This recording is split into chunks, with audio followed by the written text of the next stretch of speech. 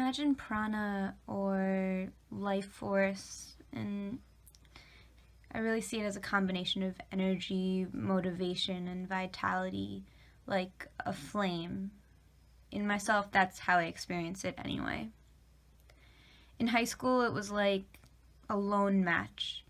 I felt zero control over whether somebody walked over with a blowtorch or a gust of wind went by. I was dramatically affected. I felt very much exposed and at the whim of the people around me. I was surrounded by knives and guns, people who threatened to hurt me and people who physically did hurt me.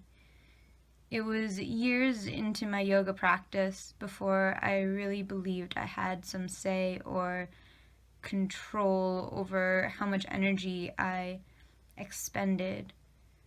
A combination of learning to pace myself throughout yoga classes and effectively complete an assignment in art school really gave me a handle of how much is enough effort to get a project started, sustained, and completed.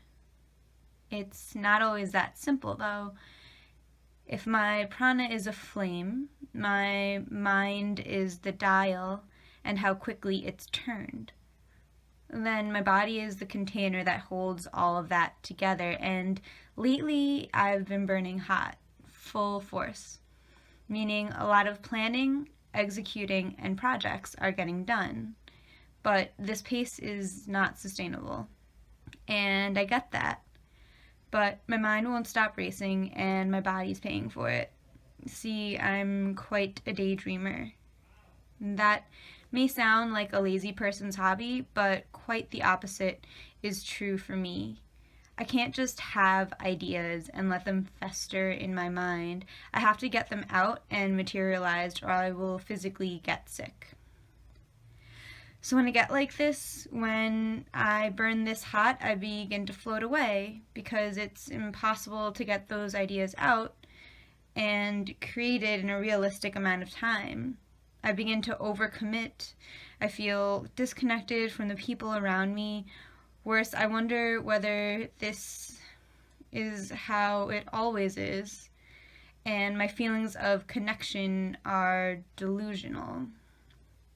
I know where this path leads, the burnout, the failure, the guilt that's coming, which is why I'm trying to slow it down and prevent it altogether. I can feel myself burning hot. I wake up before my alarm goes off in the morning. I can barely sit through a meditation. My mind is 3 steps ahead of my body during my pole dance practice. And the dogs tire out before I do during fetch.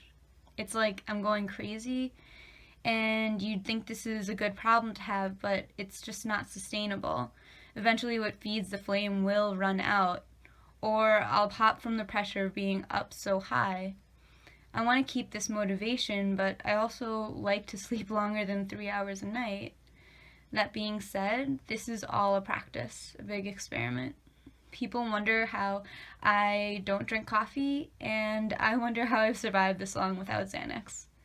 So I'm getting out of town for the weekend, hitchhiking my way to Western Mass for a workshop on environmentalism, and I think it'll be a good thing for me to just sleep in a cabin without Wi-Fi and be surrounded by strangers for a weekend.